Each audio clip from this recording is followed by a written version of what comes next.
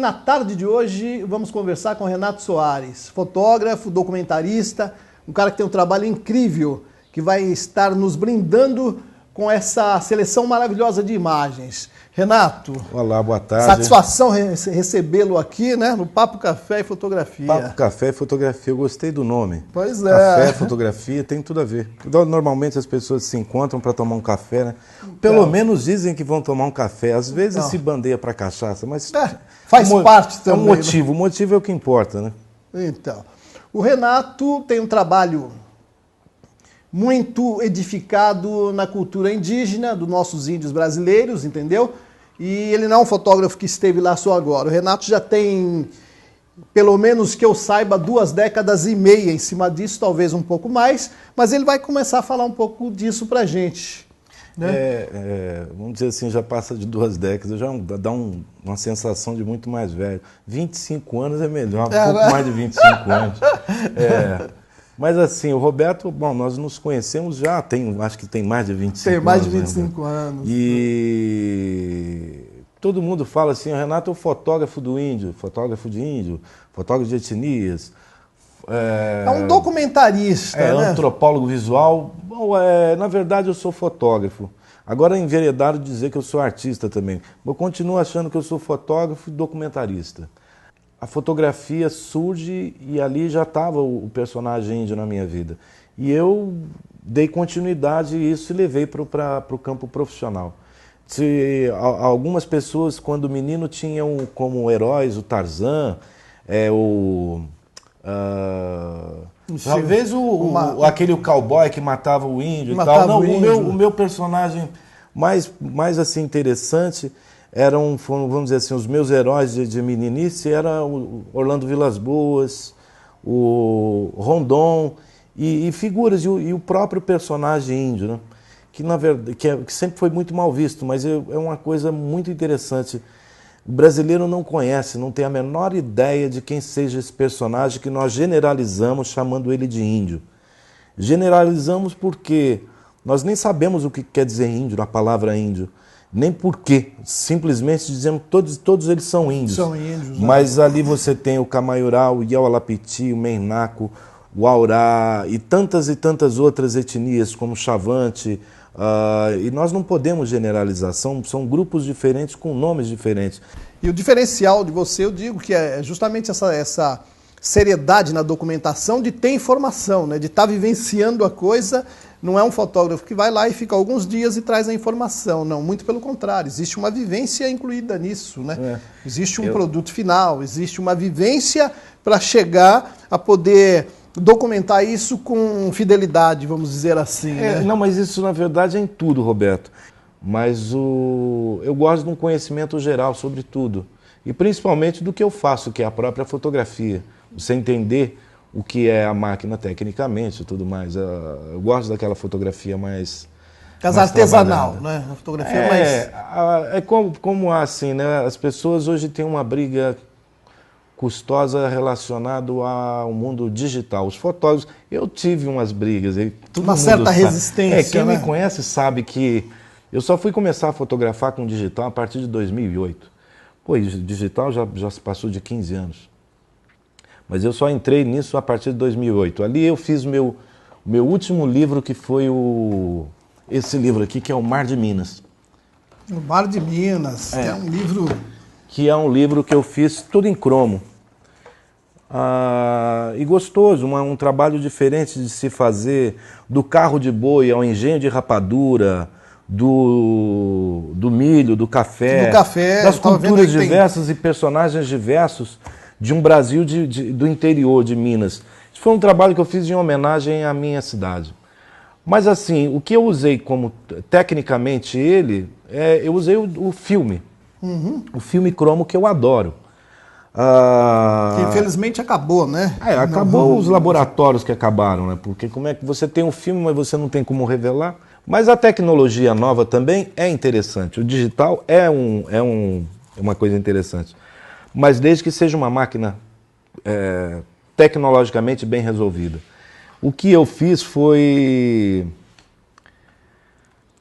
tentar fazer o que eu fazia com o cromo no digital. Correto. Eu continuo não usando flash, continuo não usando técnicas vamos dizer, luzes artificiais. Eu uso a luz que tiver. Luz natural. A luz natural. E então você vai descobrindo com a máquina. A máquina digital tem uma captação de luz muito melhor que a mecânica. Exatamente. Você tem uma coisa assim do... O cromo, se você tivesse um deslize, você pode jogar no lixo. O digital te permite a deslize porque você faz outras. Mas eu jogo muita coisa no lixo porque eu quero aquilo. E eu não já é bem específico quando você sai para fazer o trabalho. E durante o processo de criação na fotografia, nós viemos daquele processo onde a gente fotografava pouco, porque o filme era caro. Exatamente. Então, a gente tinha que fazer com zelo.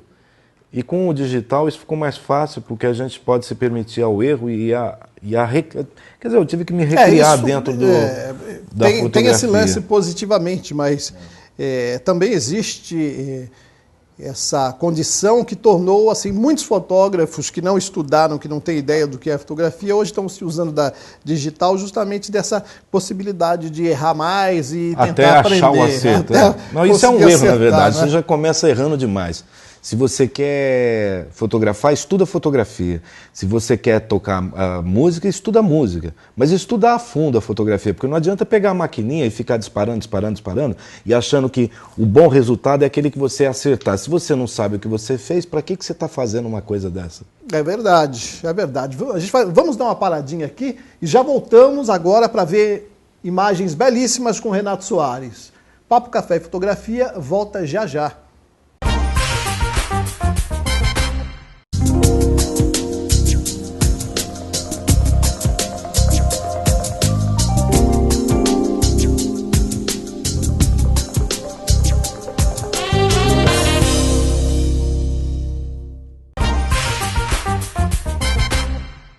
Estamos de volta. Papo Café e Fotografia, hoje com o fotógrafo Renato Soares, falando um pouco do seu trabalho, e é o que vai abrilhantar muita gente que vai que vai conhecer o trabalho do Renato, que é um verdadeiro mestre da fotografia. E agora vamos falar um pouco mais sobre o Xingu. Não tem jeito, né, Renato? Tem que ser o Xingu mesmo, que é uma coisa que já faz parte da sua vida, né? Pois é, não é só o Xingu, é que por mais que eu tente fugir desse... vamos chamar de estereótipo, né? Porque falasse, pô, Renato, fotógrafo de índio, volta nesse assunto sempre, né? Então, quer dizer, logo no início do século XXI, eu resolvi assumir que eu sou, sim, fotógrafo de índio, ponto. Então, deixam falar que eu sou fotógrafo de índio. O que todos vão chamar de índio, eu chamo de Kanawayuri, Aritana, e vários outros nomes, figuras que eu conheço, Tapi, e Croacrai, Chugapro, e vários amigos. São várias etnias, né? Por exemplo, aqui nós temos o Jauá Calapalo, e o Jauá Calapalo é um amigo meu, ele deve chegar essa semana aqui em São Paulo. E eu tenho vários amigos, pessoas que eu conheço pessoalmente, que eu convivo. Você esteve lá agora, você ficou quanto tempo dessa última vez? Agora foram 45 dias corrido lá. Eu fui para retratar, na verdade, todas as etnias do Xingu. Mas 45 dias, 50 dias, ou que fosse 60 dias, ainda seria pouco. É pouco, é muito pouco. Eu consegui a aprovação num projeto meu. Já vai mostrando algumas dessas imagens aí? Sim, eu consegui a aprovação da Lei Rouanet para fazer um livro, meu livro novo, que vai se chamar Xingu, ou Mavut Sinin. Mavut Sinin é o criador, que seria a criação. E então eu estou me dedicando a concluir este trabalho. Eu poderia dizer assim que o livro está pronto, tem imagens belíssimas, mas faltam ali alguns grupos. Eu já estive com Calapalo, Cuicuro, Iaualapiti, o Aurá, bom, e assim por diante, são muitos grupos lá, só o Alto Xingu são 9 grupos. E então o ano que vem eu vou para lá passar praticamente os 365 dias do ano, eu vou estar lá. Sim. Porque é a única maneira de eu conseguir realizar esse trabalho de uma forma correta, de uma forma legítima. Com tempo para poder conviver com eles e estar documentando o dia a dia. Porque não adianta também eu ir lá e retratar apenas as festas. As festas, elas sempre acontecem, as festas são bonitas, as festas são generosas para o olhar do fotógrafo. Exatamente. Mas o dia a dia é interessante. O cotidiano é diferente e você consegue entrar na essência dos personagens. Você passa a ter um entendimento maior e melhor sobre aquilo que você está fazendo. E eu já estou assim, vamos dizer que eu estou enrolando há muito tempo para fazer isso, de pegar e mergulhar de fato, fazer uma imersão dessas que você volta completamente diferente de tudo aquilo que você fez. Só o fato de estar lá convivendo diariamente vai fazer com que você tenha o seu olhar mais voltado para documentar com maior fidelidade, sim, né? Você vai ter mais tempo, você vai estar ali o tempo todo. Porque há um detalhe assim que é interessante, muitas pessoas vão imaginar que o fotógrafo, ele, de alguma forma, eu vivo disso, eu não minto para ninguém, eu ganho dinheiro com isso. Só que eles também... Mas faz parte. Sim, né? sim, mas eles também ganham dinheiro comigo. Porque toda fotografia que eu faço, eu tenho um contrato com as etnias. Eu posso vender essas fotografias para uma campanha publicitária, por exemplo, de uma marca de esportiva, num jogo de futebol no Xingu. Porque eu tenho um contrato com eles de cessão de uso da imagem. E eles recebem uma porcentagem, certo? Bem, porque nós fazemos uma divisão quase que meio a meio. Então a agência vende as imagens, eu faço as imagens, a agência vende e nós somos pagos, eu e os índios. Então eles passam a ter um recurso a partir da fotografia. E eu tenho um respeito muito grande com essa questão, porque sempre tem um repasse de recursos para eles. E isso é importantíssimo, porque, caso contrário, eu passo a ser um mentiroso. E lá dentro, mentiroso não tem vez, nem entra. Só que o mercado está acordando, e os grupos étnicos, eles hoje têm associações, eles têm... e eles batem em cima mesmo. Você vai pegar não só... Tem casos aí de fotógrafos famosos que estiveram lá, pagaram dinheiro, mas estão ganhando constantemente com aquela imagem, e não há repasse para eles. E isso é uma coisa complicada. Essa conversa do repasse de recursos para eles começou tem muitos anos com Orlando Vilas Boas. Ele falou: Renato, você fotografa o índio e você tem que dar um jeito de criar alguma fórmula onde eles se beneficiem através da sua fotografia. E o Orlando me questionava muito isso. E aí nós, junto ainda, enquanto o Orlando ainda era vivo, criamos essa fórmula. E até, vamos dizer que ela, com o tempo foi sendo moldada, até chegar no que é hoje. Então hoje é assim, a divisão é muito simples, é 33% para o fotógrafo, 33% para a comunidade étnica e 33% a parte comercial da agência. Eu estava falando, por exemplo, dos personagens, essa é a Mapulu, essas são as meninas Cuicuro, elas eu conheci recentemente, eu não vou lembrar muito os nomes. A Mapulu, ela é Camaiurá, essa daqui é Caiti, esposa do Cotoque, que é o cacique. A Mapulu, ela é irmã do Cotoque. São amigos meus lá do Xingu. E você vai ter todas essas figuras, todos esses personagens com suas cores, com seus desenhos, com suas malocas majestosas, onde cabem centenas de redes, e todos com carinho mesmo. Todos eles têm nome, todos eles são figuras assim de um carinho absurdo, de uma receptividade imensa. Espera só um instantinho. A gente vai dar uma paradinha e já voltamos. Aí eu conto essa história. Vamos saber um pouco mais sobre Desculpa, atrapalhei você. Essa aldeia.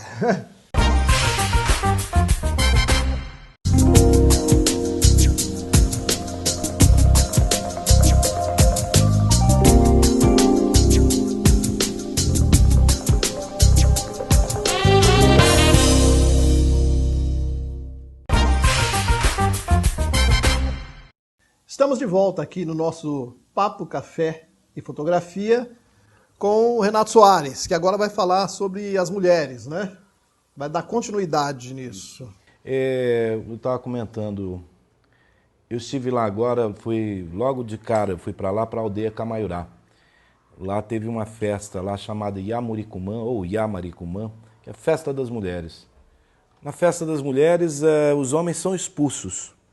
Então eu tive que negociar ali para fotografar com elas e tal, mas isso é um detalhe. Mas normalmente os homens são mandados embora da aldeia.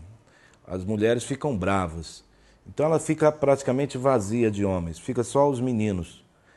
E as de Yamuricumã estão ligadas diretamente à criação do nome do rio Amazonas.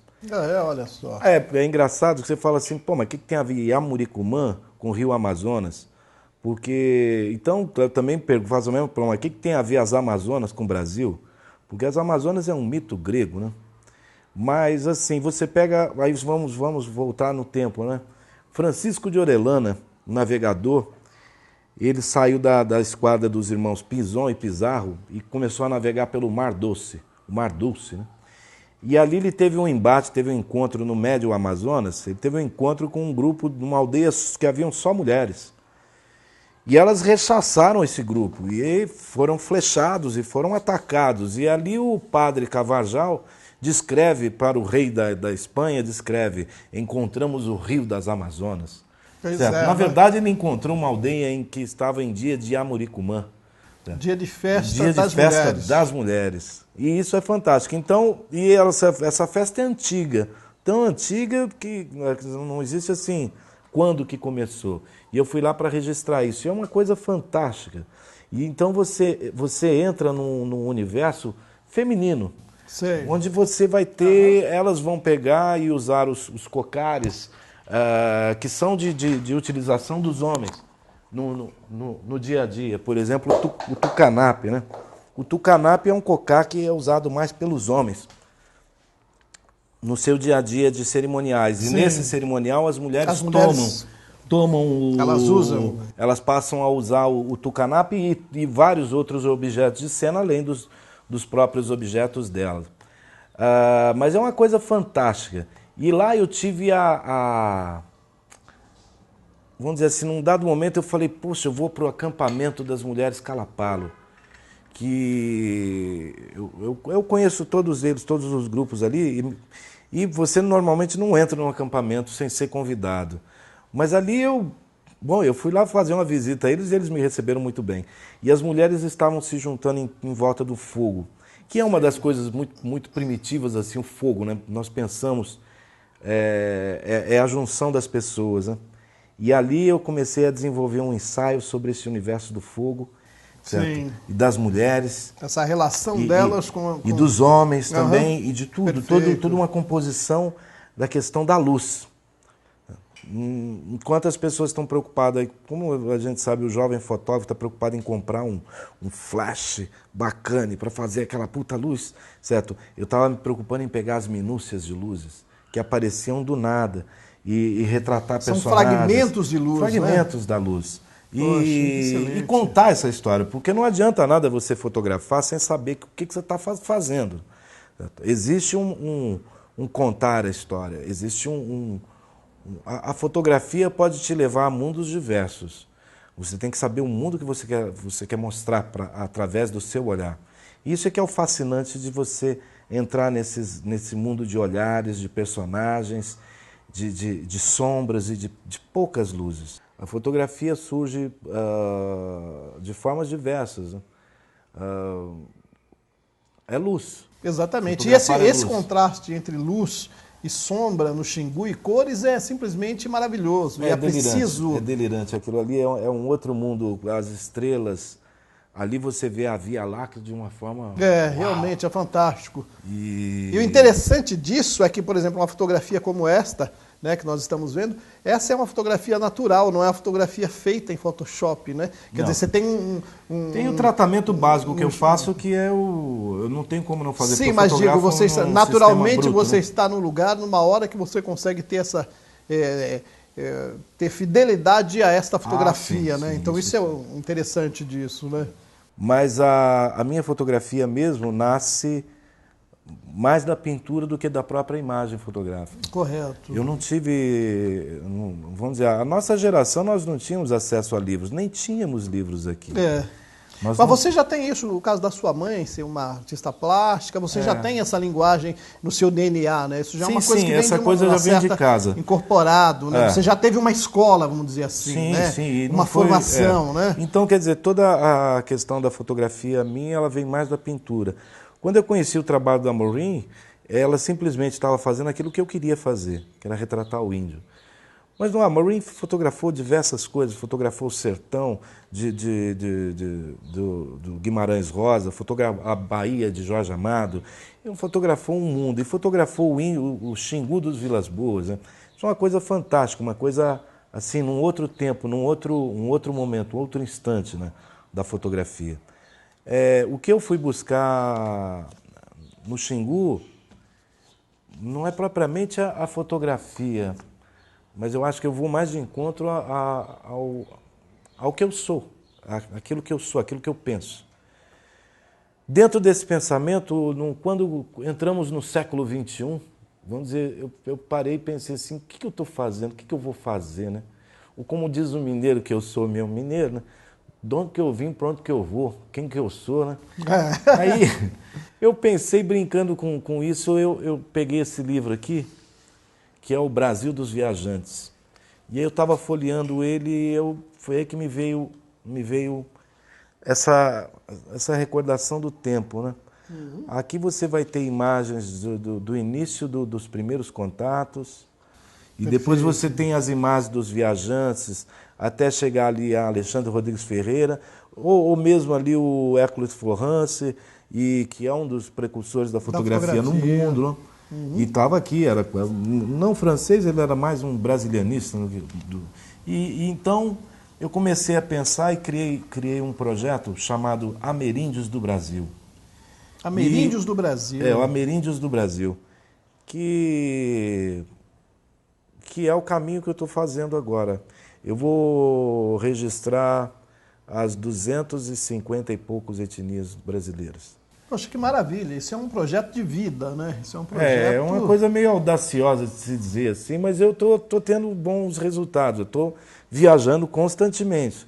No ano passado, eu viajei os 9 estados do território amazônico e para fazer um livro chamado Universo Amazônico.